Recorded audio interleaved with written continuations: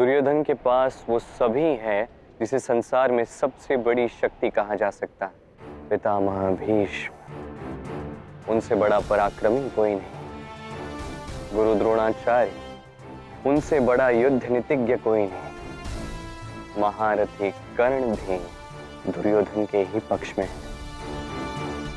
किंतु राधा, ये धर्म पांडवों के पक्ष में है। और धर्म से बड़ी शक्ति इस संसार में कोई नहीं। किंतु गंगा पुत्र भीष्म को तो इच्छा मृत्यू का वर। कभी कभी इच्छा शक्ति की इच्छा मृत्यु से कहीं बड़ी हो जाती है राधा।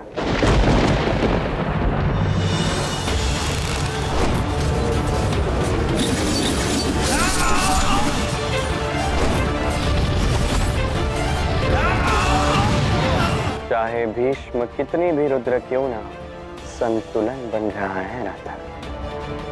जितने सैनिकों को पितामह भीष्म ने मारा, उतने ही कौरवों का अंत कर दिया है भीम ने।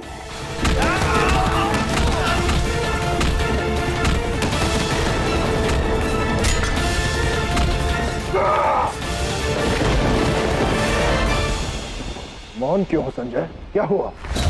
क्या किसी की मृत्यु हुई है? क्षमा कीजिए महाराज, पर आज भीम ने आपके 8 पुत्रों को वीर गति दे दी है। असत्य है ये। यही सत्य है महाराज।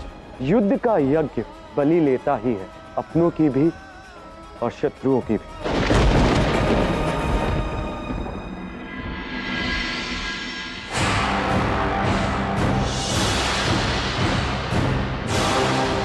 ये दायित्व निभाया है आपने पितामह। आप कह रहे थे मैंने आज अपने 8 भाई खो दिए युद्ध में। मेरे कारण नहीं दुर्योधन, तुम्हारे कारण आज मैंने अपने 8 पोत्र खो दिए। सबको एक साथ भीम पर आक्रमण करने का आदेश तुम्हारा था, मेरा नहीं। हम जीत क्यों नहीं रहे पितामह? क्या कारण है कि गंगा पुत्र मन से हमारे साथ नहीं? क्योंकि तुम मूर्ख हो। तुम्हें यह ज्ञात नहीं कि धर्म तुम्हारे साथ नहीं, पांडवों के साथ है। स्वयं श्री कृष्ण उनके साथ है। पितामह, युद्ध बाहुबल से जीता जाता है। क्या आपकी शक्ति पर्याप्त नहीं पांडवों से युद्ध जीतने के लिए? इसका उत्तर देना मेरे वश में नहीं है। मैं अपनी पूर्ण क्षमता से लड़ रहा हूं। शेष हरि की इच्छा।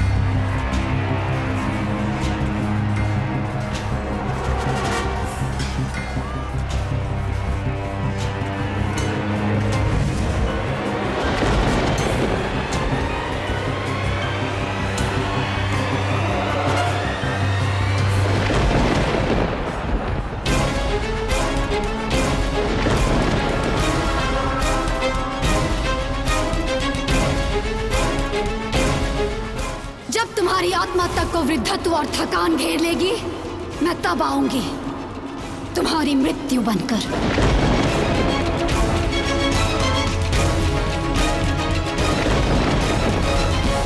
ये क्या? गंगा पुत्र ने शस्त्र रख दिए। क्यों? क्योंकि गंगा पुत्र भीष्म शिखंडिनी से लड़ नहीं सकते रहता। उन्होंने प्रण लिया था कि यदि वो लड़ेंगे तो केवल पुरुषों से, अन्यथा किसी से नहीं। और शिखंडिनी ने घोर तपस्या के पश्चात किन्नर का ये रूप धारण किया।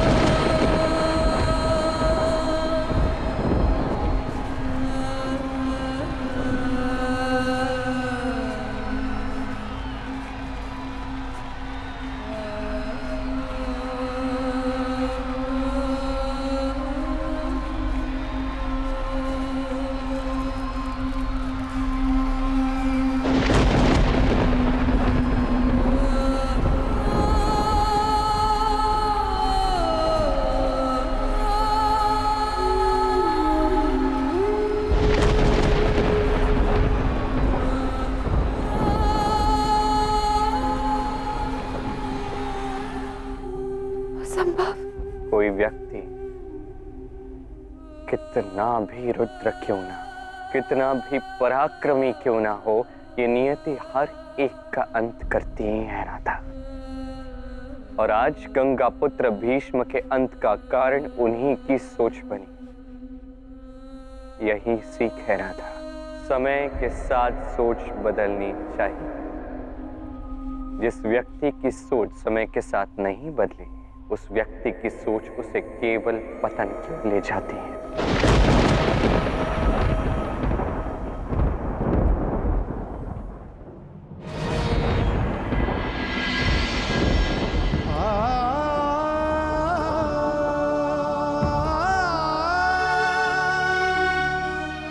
मैंने आपके कहने पर अपना कर्म किया माता, पितामह का वक्ष चीर दिया, जिन्होंने सदैव मुझे अपने वक्ष से लगाकर रखा था। अपने बाणों से उन्हें भेद दिया, जिन्होंने पहली बार मेरे हाथों में धनुष दिया था। ये क्षण मुझे सदैव पीड़ा देगा।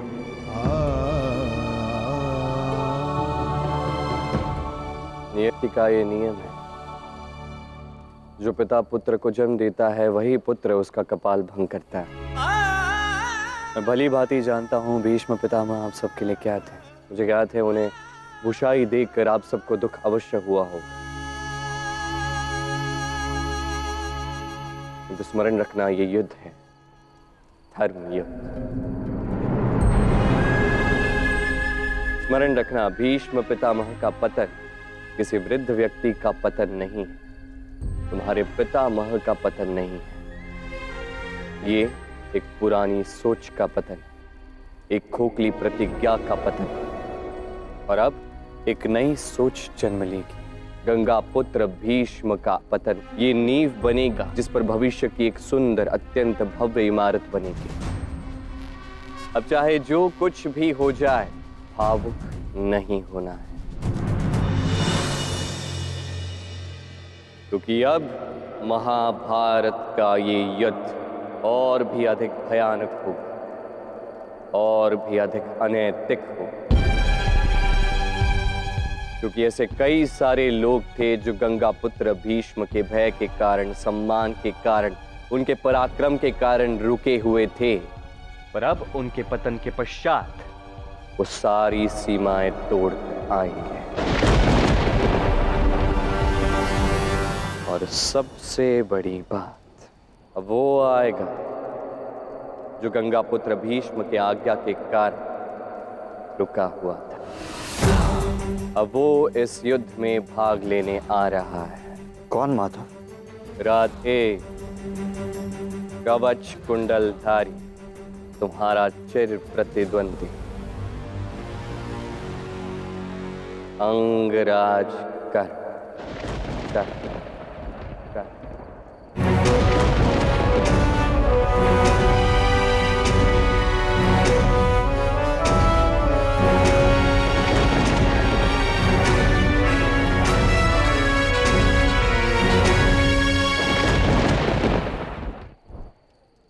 तुमने स्मरण किया मित्र?